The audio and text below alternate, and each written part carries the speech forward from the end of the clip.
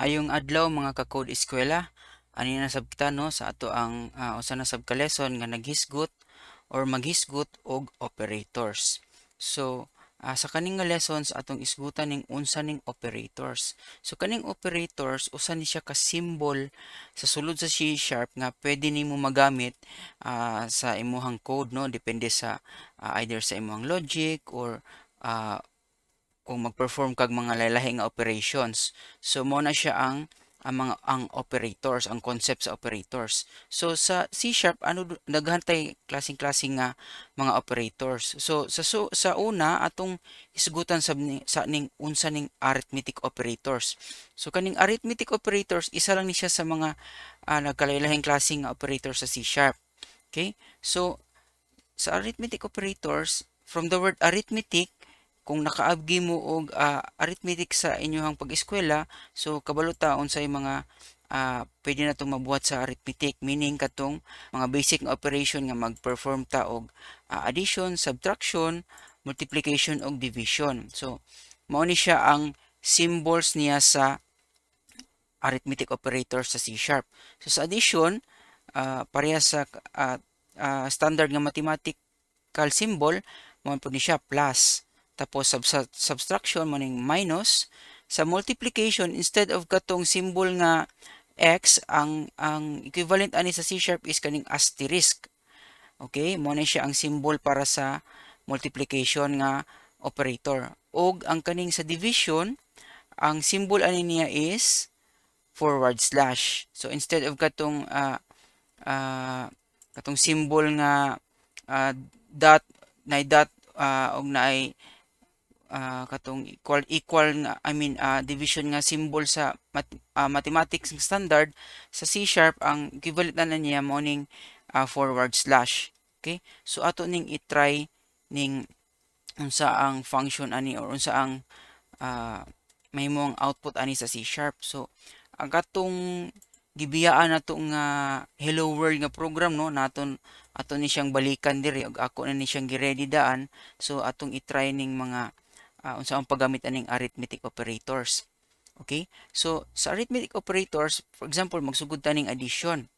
So sa addition meaning mag-add ka og mga numbers. So kaning mga arithmetic operators ma-apply lang nato ni siya sa mga data types nga numeric or mga numbers. Okay? Either katong int or float. Okay? Basta as long as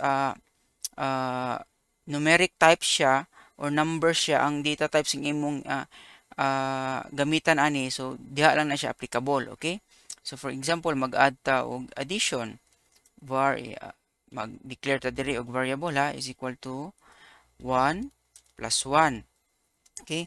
So mo ni siya ang paggamit nimo sa mga operator. So pwede nimo na siya include sa isa ka single statement or multiple statements. So ato ni siyang i-try og pa-output sa ato ang console app. So try na to. Magbutang ta diri og addition. Tapos tang taog 1 plus 1 is equal to, tapos isumpay na to ang kaning addition. So diri pod, since familiar naman tatong niaging mga lessons na to aning string concatenation no. So kaning plus applicable po ni siya kung mga strings pod. Okay? So pero diri lang pod taman ang pwede nato magamit ning plus nga symbol kung mag sumpay-sumpay ta og mga strings. Okay? So ato ning i-save tapos atong iparan via ning start. So tan-awon nato kung unsa ang output ani niya. Okay? So kung nakita ninyo sa ato ang output sa console app, mo na ni siya. Addition 1 plus 1 is equal to 2. Okay? So atong i-close. So the same thing pod sa subtraction nga operator.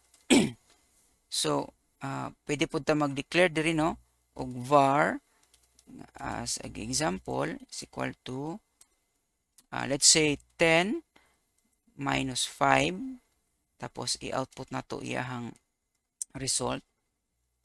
Right line is equal to let's say subtraction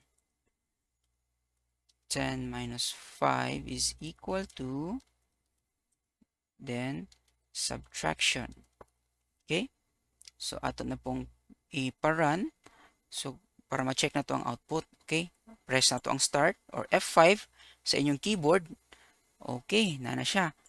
Sunod sa addition, aning subtraction nga operation. So 10 minus 5 is equal to 5. Okay? So same thing gyapon sa multiplication. Okay? Sa multiplication, pwede ta gyapon nato sundon ning para sa example sa addition or subtraction.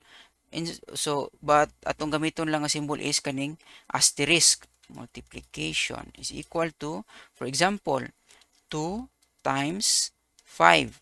So, ang times niya, kaning ato ang common nga ginagamit sa standard nga mathematics, asterisk atong gamiton sa nga symbol ani, di ba? Mo ni ang equivalent niya. So, ato na po siyang ipa-output diri.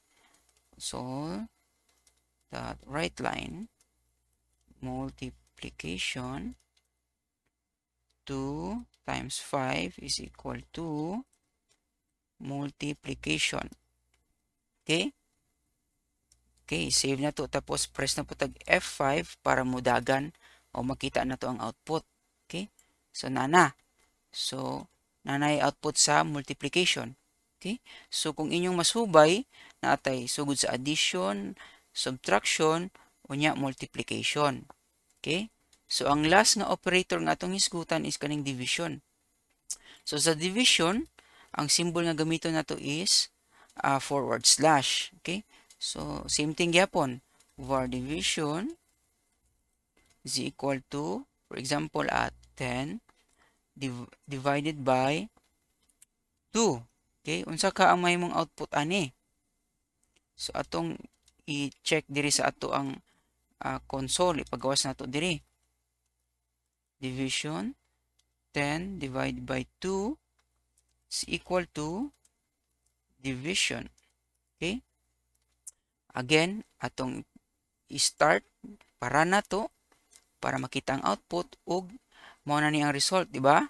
So nanutay output sa division. Okay?